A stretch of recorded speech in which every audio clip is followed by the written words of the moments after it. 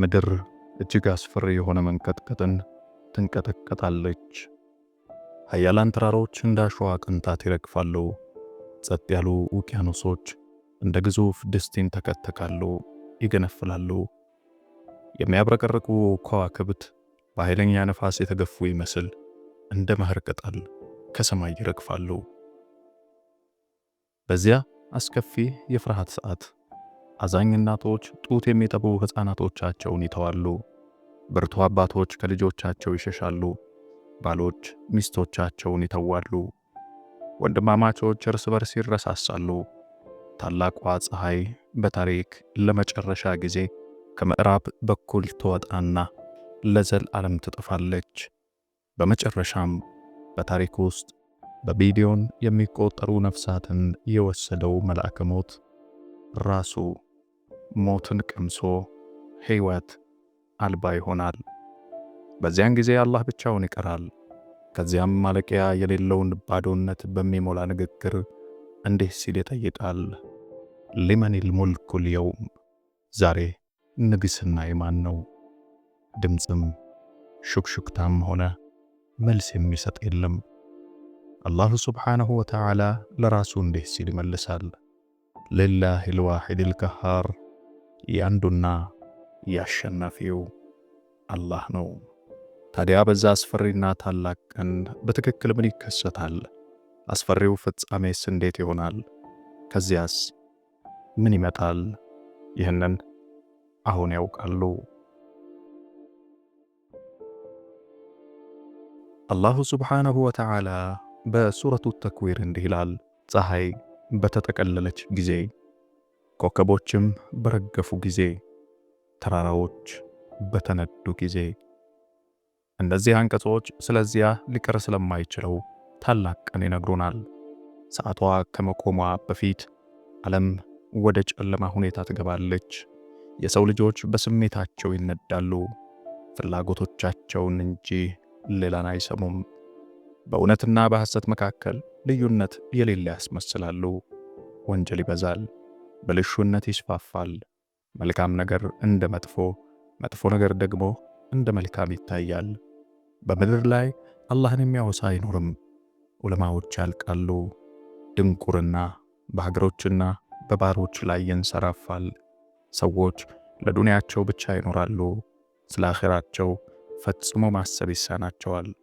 ልክ ለዘላለም እንደሚኖሩ ሁሉ ጭልጥ ወዳለ አመጽ ውስጥ ይዋልላሉ።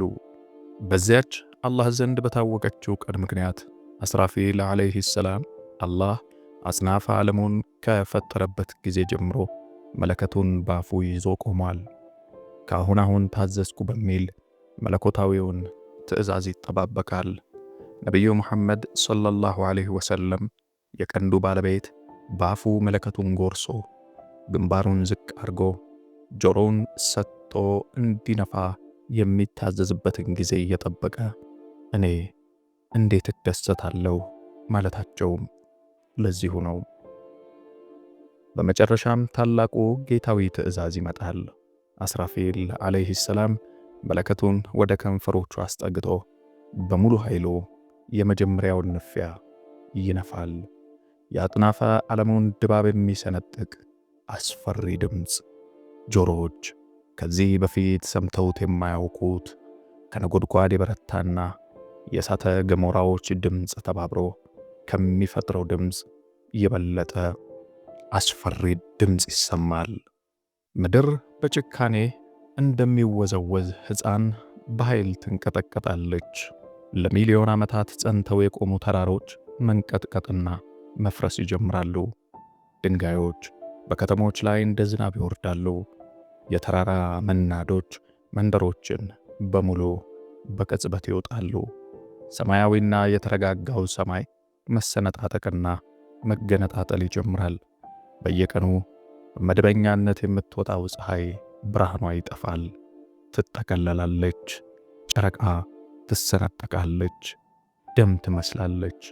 ኮከቦች በአውሎ ንፋስ ጊዜ እንደረገፉ የዛፍ ቅጠሎች ከቦታቸው ይረግፋሉ። የሙቀት መጠኑ በድንገትና በአስፈሪ ሁኔታ ይጨምራል። በረዶ በደቂቃዎች ውስጥ ይቀልጣል። ባህሮችና ውቅያኖሶች ይንተከተካሉ። የተራራ ያህል ግዙፍ ማዕበሎች ሁሉንም ነገር ለማጥፋት ወደ ዳርቻዎች ይገሰግሳሉ። ሰዎች በየቦታው ይጮኻሉ፣ አቅጣጫ አጥተው ይሯሯጣሉ። ፊታቸው በፍርሃት ይገረጣል፣ ድምፃቸው በጩኸት ይዘጋል። ልባቸው በፍርሃት ልትቆም ትደርሳለች። ሕፃናት ያለቅሳሉ፣ የሚያባብላቸው ግን አይኖርም። ሽማግሌዎች ይንቀጠቀጣሉ፣ የሚረዳቸው ግን የለም።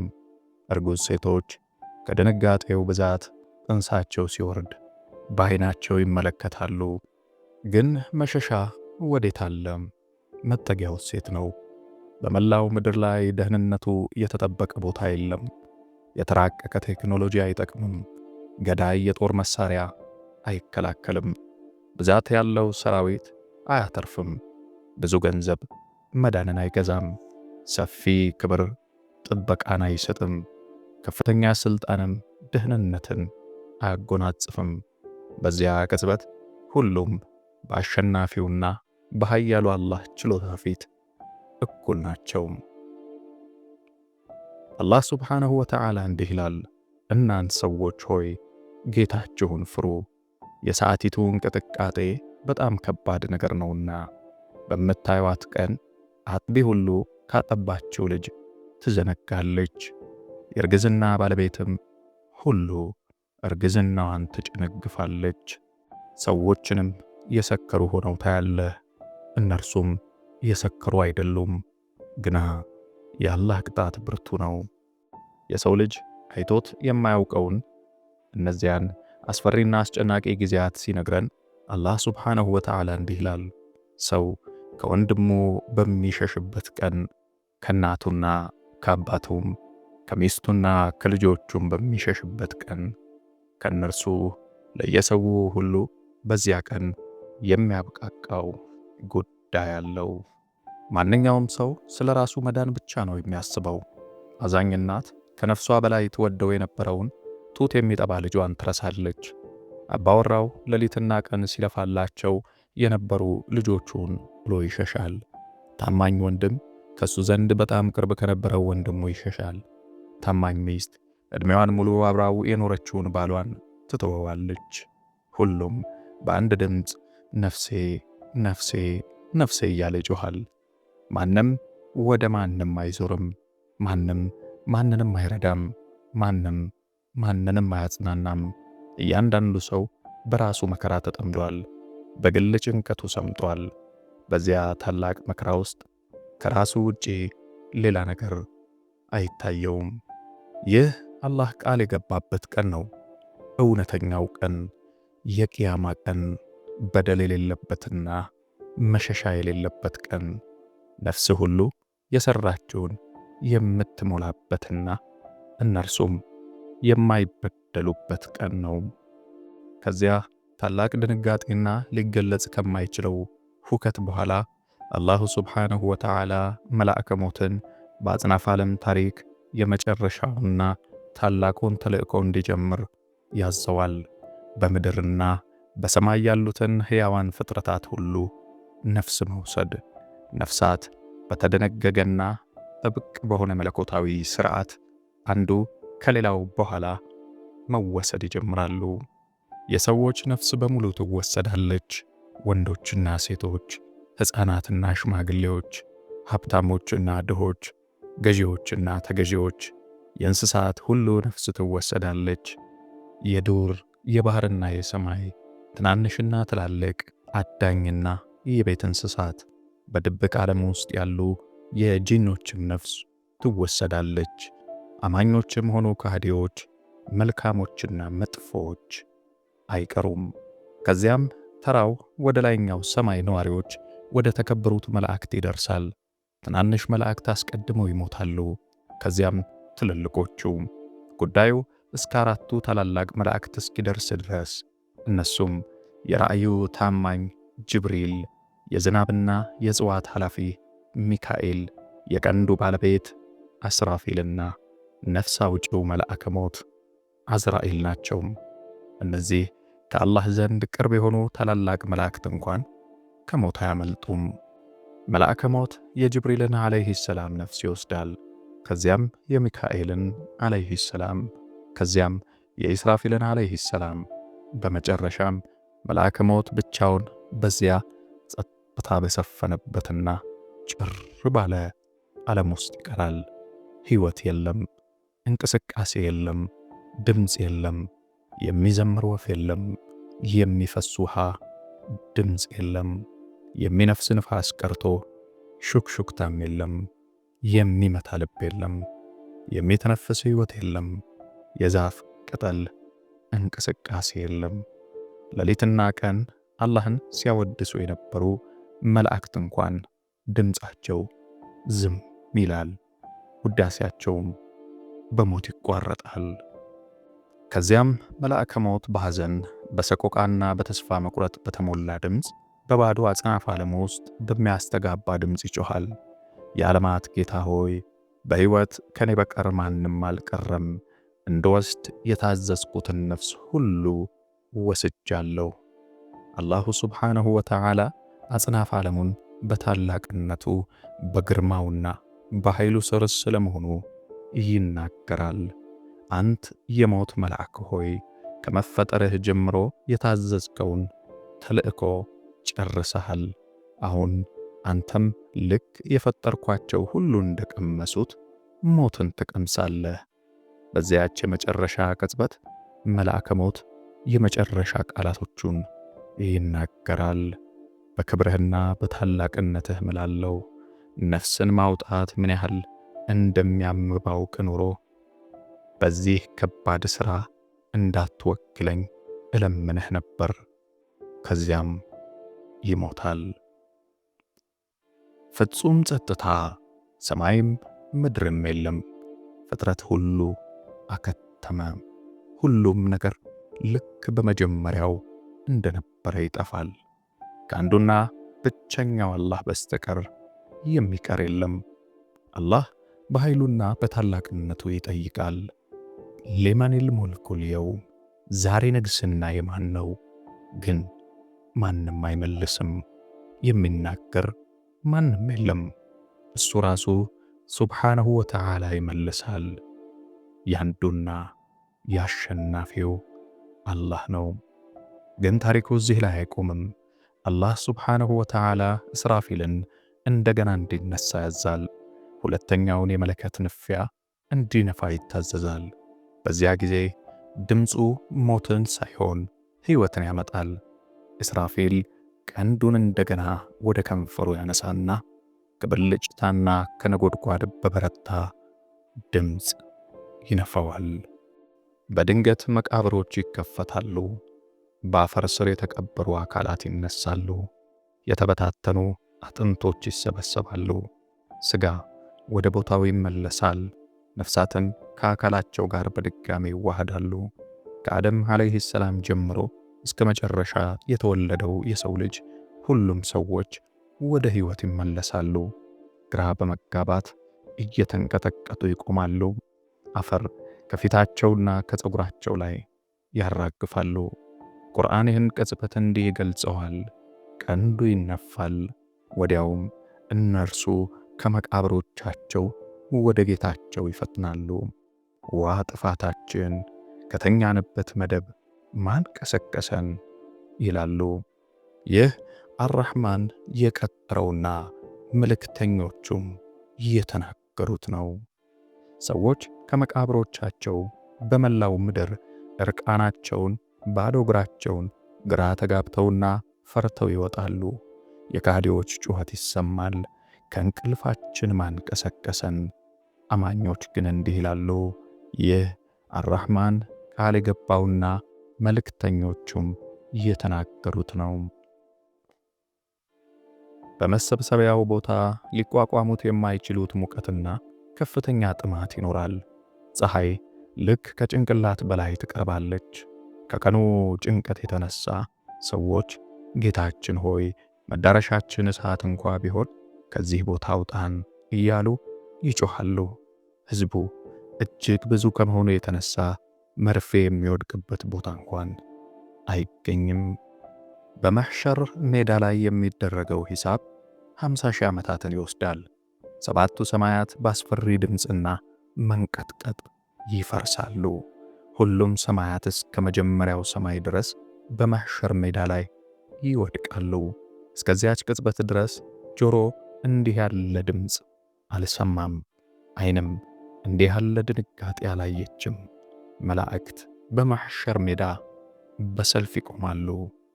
ከዚያም ጀሃነም በ70 ሺህ ልጓም፣ እያንዳንዱ ሰንሰለት 70 ሺህ መላእክት ይዘውት ወደዚያ ስፍራ ይጎተታል።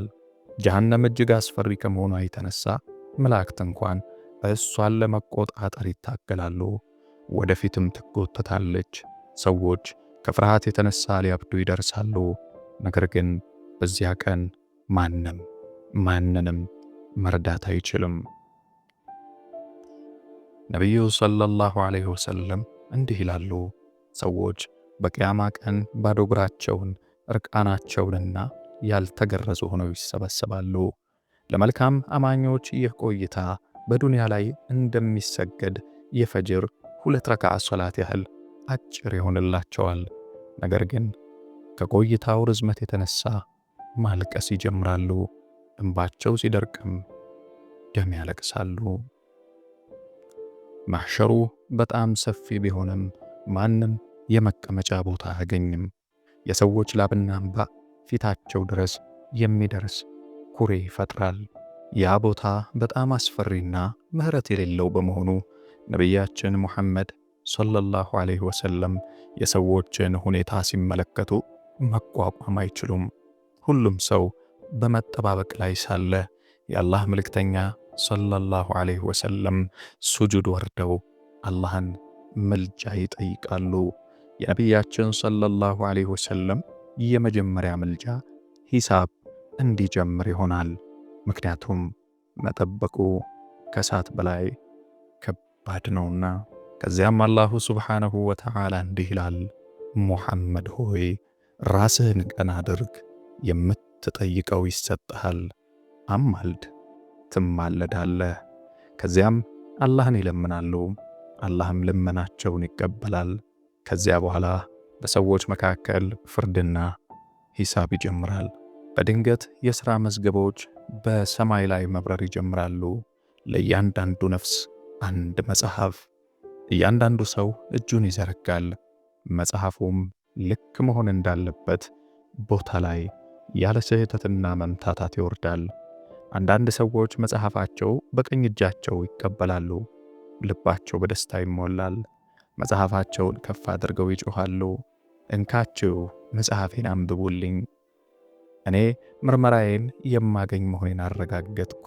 ነገር ግን ሌሎች መጽሐፋቸውን በግራ እጃቸው ወይም ከጀርባቸው በኩል ይቀበላሉ። ፍርሃትና ጸጸት ይውጣቸዋል። እንዲህም ይላሉ፣ ዋ እኔ ምን ነው መጽሐፌን ባልተሰጠው፣ ምርመራዬንም ምን እንደሆነ ባላወቅኩ፣ ምን ነው ባልተቀሰቀስኩ። በሜዳው ላይ የተለያዩ ፊቶችና የተለያዩ መግለጫዎች ይታያሉ። አሁን አንዳንድ አስፈሪ ምስጢሮች ይገለጣሉ። ከእሳት የሆነ ልብስ የለበሱ ሴቶች፣ እነሱ በዱንያ ላይ ሳሉ ሰውነታቸውን የገለጡና በህብረተሰቡ ውስጥ ብልሹነትን ያስፋፉ ናቸው። አፋቸው ደም የሚያፈሱ ወንዶች፣ እነሱ ወለድ የበሉና የሰዎችን ገንዘብ የወሰዱ ናቸው። በእግር ስር የሚረገጡ ትናንሽ ሰዎች፣ እነሱ በምድር ላይ የተኩራሩና ራሳቸውን ከሁሉም በላይ አድርገው የቆጠሩ ናቸው። አላህም ያስታውሳቸዋል የፈጠርናችሁ ለከንቱ መሆኑንና እናንተም ወደኛ የማትመለሱ መሆናችሁን ጠረጠራችሁን? አሁን የነቢዩ ሙሐመድ ሰለላሁ ዐለይሂ ወሰለም ህዝቦች ለሂሳብ ይጠራሉ። ሁለት አይነት ሂሳብ ይገጥማቸዋል። ቀለል ያለ ሂሳብ ለነዚያ እውነተኛ ትሑትና ለጋስ ለነበሩ፣ ለአላህ ብለው ለሰሩና ከወንጀላቸው ለተጸጸቱ በአላህ እዝነት ይካሳሉ። ስራቸው ይመዘናል፣ ትናንሽ ስህተቶቻቸውም ይማራሉ። ከባድ ሂሳብ በአላህ ላይ ማመጻቸውን ለቀጠሉ፣ እያንዳንዱ ኃጢአት፣ እያንዳንዱ ውሸትና እያንዳንዱ የተጣሰ ቃል ይቀርባል። ሂሳቡ የከረረበት ሰው አደጋ ላይ ነው። ምክንያቱም ጥያቄው በበዛ ቁጥር ድብቅ ስህተቶቻቸው ይገለጣሉና። ነገር ግን የአላህ እዝነት ሰፊ ነው። ብዙዎች መልካም ሥራቸው ከመጥፎ ሥራቸው ሲመዝን ያዩታል። አንዳንዶቹ ወንጀላቸው ተሸፍኖ ለማንም አይታይባቸውም። ሌሎች ደግሞ በሁሉም ፊት ይጋለጣሉ። በሰዎች መካከል ልዩ የሆኑ ቡድኖች አሉ፣ ምንም አይነት ሂሳብ ሳይደረግባቸው ጀነት የሚገቡ። እነርሱ በአላህ የተማመኑ፣ በሱ የወደዱ፣ ከዕጣ ፈንታቸው ፈጽሞ ያላጉረመረሙ፣ ለሱ ብለው የሰሩና በትዕግሥት የኖሩ ናቸው። አላህ ከነሱ ያድርገን። ነገር ግን ሌላ ቡድንም አለ፣ አላህ የማያናግራቸው፣ የማያጠራቸውና የማይመለከታቸው።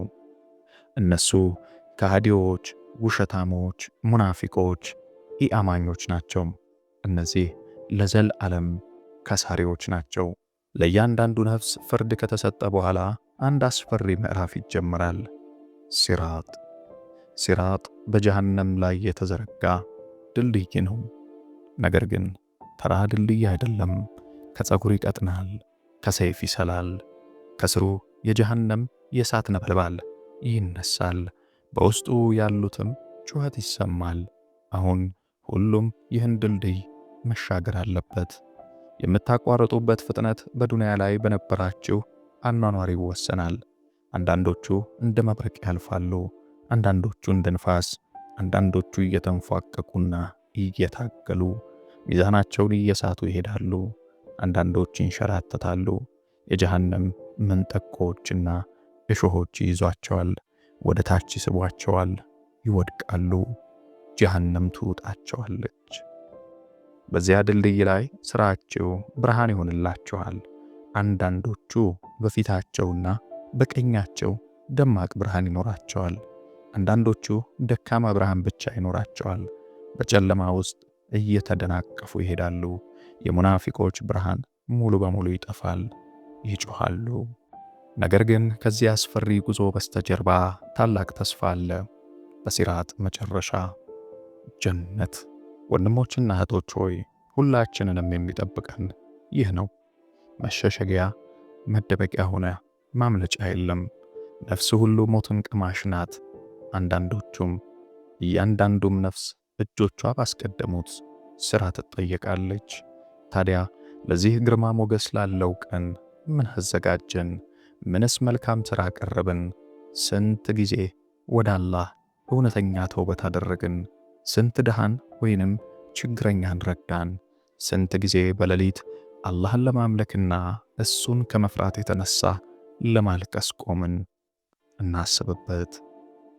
የተወደዳችሁ ወንድሞችና እህቶች ይህንን ቪዲዮ ለእስልምና ወንድሞቻችሁና እህቶቻችሁ ማጋራት እንዳትረሱ። ሰዎችን ይህን ታላቅ ቀን ለማስታወስና የጠፉ ልቦችን ለመምራት፣ የዘነጉ ነፍሶችን ለመቀስቀስ ሰበብ እንዲሆናችሁ አሰራጩት። ወሰላሙ ዓለይኩም ወራህመቱላሂ ወበረካቱሁ።